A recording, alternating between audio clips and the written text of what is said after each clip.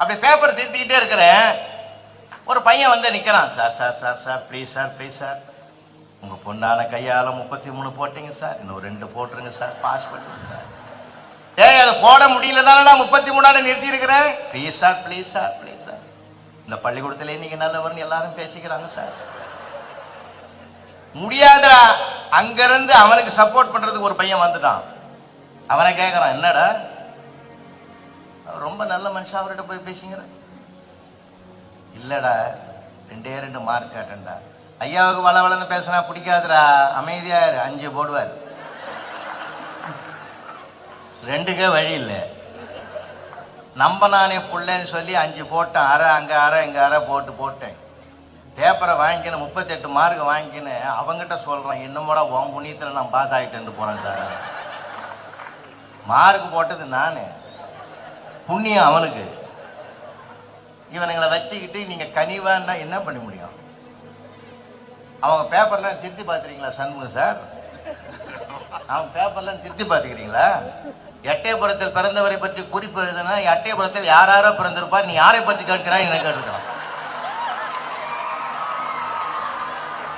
2 நாள் லீவ் போட்டு நான் ஸ்கூலுக்கே வரல. 5 புலன்களும் அடங்கினால் என்ன வரும்னு ஆம்புலன்ஸ் வரும்னு எழுதுறான் சார். அவன் ஒன்னில பூகம்பம் எப்படா வரும்னு எழுதியிருந்தான், விரைவில் வரும்னு எழுதிக்கிறான் சார். அவன் அன்றைக்கு ஒரு பாஞ்சாலி கூந்தலை விரித்தால் பூகம்பம் வந்தது, பெரிய போர் வந்தது. இன்றைக்கு சென்னையில் முழுவதும் பார்க்கிறேன், அத்தனை பெண்களும் தலைவிரித்துக் கொண்டு செல்வதனால் மிகப்பெரிய பூகம்பம் ஒன்று வரும்னு எழுதிட்டு, அந்த பூகம் எப்படி விளையும் தெரியுமா? கடல் கொந்தளிக்கும், பூமி பிளக்கும், எங்கள் தமிழையா முதலில் போய் விடுவார்னு எழுதுகிறான்.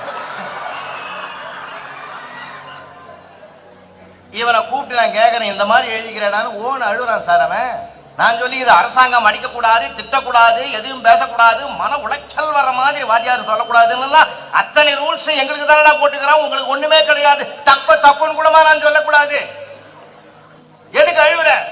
அதுக்கு நான் அழுவல சார். பின்ன நீங்க படிச்சு பார்த்து திருத்துவீங்க நான் நினைக்கவே இல்லைன்னா. இவங்கிட்ட போய் கனிவ தம்பி ராஜா பட்டு வாடா பச்சியாடா படிக்கலடான்னுவான். நீங்க போய் பாருங்க ஐயா, இன்னைக்கு போய் பாருங்க, பள்ளிவாசல்ல போய் பாருங்க, சர்ச்சில் போய் பாருங்க, பெருமா கோயில்ல பாருங்க, ஈஸ்வரன் கோயில்ல பாருங்க, பிள்ளையார் கோயில்ல பாருங்க, அத்தனை வாத்தியாரும் சாமி கும்பிடுறான். எதுக்கு? +2 எக்ஸாம் ஆரம்பம். நியாயமா பார்த்தா பையன் கும்பிடணும், அவன்லாம் நிம்மதியா இருக்கிறான். இவங்க போய் கும்பிடுறான், எந்த பையனாலும் எங்களுக்கு பிரச்சனை வரக்கூடாது பகவானே, நல்லபடியா எக்ஸாமினேஷன் முடிஞ்சிச்சுன்னா உனக்கு தேங்காய் உடைக்கிறான், அதை உடைக்கிறான், ஆளாளுக்கு பிரார்த்தனை பண்ணிக்கிறான். இந்த நெருக்கடியில போய் கனிவை எப்படி கையாள முடியும்? கனிவு வேணும் தான், அதுக்குரிய காலம் இப்ப இல்லை. கனிவு செயல்படுவதற்குரிய காலம் கனியட்டும், அப்பொழுது கனிவை கையில் எடுப்போம். அந்த காலம் வரும் வரைக்கும் நாம் கண்டிப்பை தான் கையில் எடுக்க வேண்டும். ஐயா, சிக்னல்ல கூட ரெட் சிக்னல், எல்லோ கிரீன் போட்டிருக்கான். நில் கவனி செல் தானே, அந்த கண்டிப்பு இருந்தா தானே சார் அங்க ஆக்சிடென்ட் ஆகாம இருக்குது. வாழ்க்கையில 2 செய்தி சொல்லி நான் நிறைவு செய்யறேன். கனிவு காட்டுங்கள், பையன் மார்க் மட்டும் வாங்குவான். கண்டிப்பு காட்டுங்கள், மார்க்கை தாண்டிய மதிப்புகளை வாங்குவார். இன்னும் சொல்லட்டுங்களா? கனிவு காட்டுகிற ஆசிரியரை விட தான் படிக்கிற காலத்தில் கண்டிப்பாக நடந்த ஆசிரியரை தான் பிற்காலத்தில் தன் வாழ்நாள் முழுவதும் நினைத்து பெருமைப்படுவான் ஒவ்வொருவனும். இது அனுபவ உண்மை. கனிவு வேண்டும், கண்டிப்பு கூட இருந்தால்தான் கனிவுக்கும் மரியாதை. நன்றி, வணக்கம்.